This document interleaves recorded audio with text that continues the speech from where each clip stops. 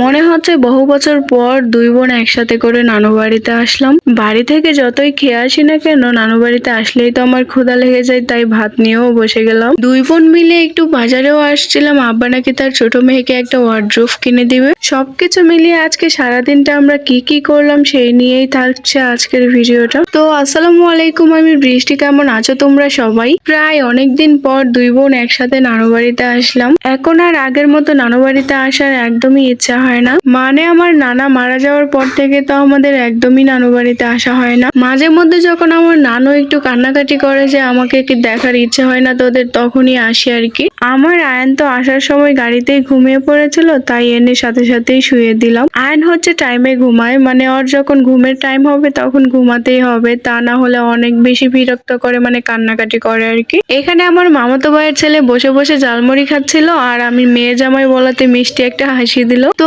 আমি আবার বহু বছর পর কানে দুল পড়েছি, সেটাই ভিডিওতে দেখাচ্ছিলাম আর কি। কেমন লাগছে অবশ্যই কিন্তু কমেন্টে জানিয়ে যেও। কোনো খালেই আমার সাজগোজা তো পছন্দ ছিল না, আগে যাও চোখে একটু কাজল লাগাতাম, এখন এটাও লাগাই না। এখানে আবার আমার বোন নানুর কাছে দাঁড়িয়েছিল কিছু পিক তোলার জন্য, কিন্তু আমি পিক না তুলে সমানে ভিডিও করে যাচ্ছিলাম। আমার ছোট বোন শিবা কিন্তু ছোট থেকে আমার নানুর কাছেই মানুষ হয়েছে, মানে আমার ছোট বোন চায়না যখন জন্ম নেয় তখন আমার নানু শিপাকে নিয়ে গিয়েছিল। তো ইদানিং নাকি আমার নানুর শরীরটা তেমন ভালো যাচ্ছে না, তোমরা সবাই আমার নানুর জন্য একটু দোয়া করে দিও। আসলে আমার নানা চলে যাওয়াতে আমার নানু অনেকটাই ভেঙে পড়েছে, ঠিক করে খাওয়া দাওয়া করতেছে না, আর তাই অসুস্থ হয়ে যাচ্ছে। যাই হোক, নানু বাড়িতে আসার সময় আমি যতই বাড়ি থেকে খেয়ে আসি না কেন পেট ভরে, তারপরেও নানু বাড়িতে আসার সাথে সাথেই আমার খিদে লেগে যায়। আমি তো আসার সাথে সাথেই প্লেটে ভাত নিয়ে বসে গেছি, তারপর দেখি যে হাতে কালি লেগে গেছে। তো আমার নানু আবার বর্তমানে আমার মামাতো ভাইয়ের সাথে থাকে, মানে মামাতো ভাইয়ের বউ রান্না বান্না করে খাওয়ায় আর কি। আর আসার পর কিন্তু আমরা তাদের ঘরেই খেয়েছি। খাওয়া দাওয়া শেষ করে আমরা দুই বোন চলে যাচ্ছিলাম একটু বাজারে, আব্বা কল দিয়ে ডেকেছিল।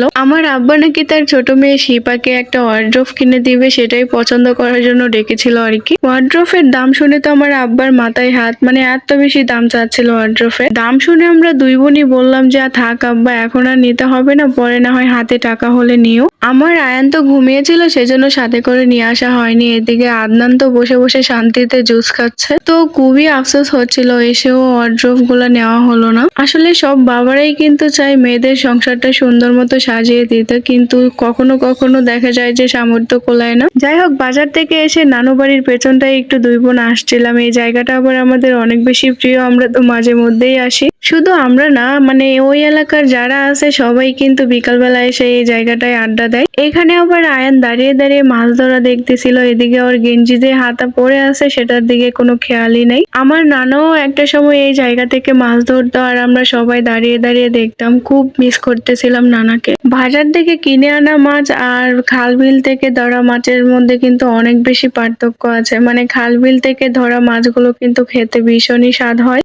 তো ওখান থেকে এসে খাওয়া দাওয়া করে আমরা দুই বোন আবারও রেডি হয়ে গেছে যাওয়ার জন্য। আর এদিকে আমার নানু মাথায় করে কাঁঠালের বস্তা নিয়ে যাচ্ছে রোড পর্যন্ত আমাদের এগিয়ে দিতে। বারবার করে বলতেছিলাম কাঁঠাল নিতে হবে না, আমাদের বাড়ির কাঁঠালই কেউ খায় না। তারপরেও কে শোনে কার কথা, আমার নানু তো কাঁঠাল জোর করেই ধরাই দিল। তো রাস্তায় এসে দাঁড়ানোর সাথে সাথেই দেখি যে গাড়ি চলে আসছে, আর সেই গাড়িতে উঠে আমরা সোজা চলে আসছিলাম মায়ের বাসায় কটিয়াদিরে। ভেবেছিলাম দুই বোন একসাথে কটিয়াদির মায়ের বাসাতে থাকবো, কিন্তু আমার বোন বলতেছে যে না, ওর শাশুড়ি নাকি থাকতে দিবে না, চলে যেতে হবে। আমার মা আবার ওর শাশুড়ির জন্য দুইটা কাঁঠাল দিয়ে দিচ্ছে, সেটাই আমার নানুর মতো কাঁধে বয়ে নিয়ে যাচ্ছে। তো যাই হোক, আজকের ভিডিওটা আর বড় করছি না, তোমাদের সাথে দেখা হয়ে যাবে নতুন কোনো ভিডিওতে। আল্লাহ হাফেজ, আসসালামু আলাইকুম।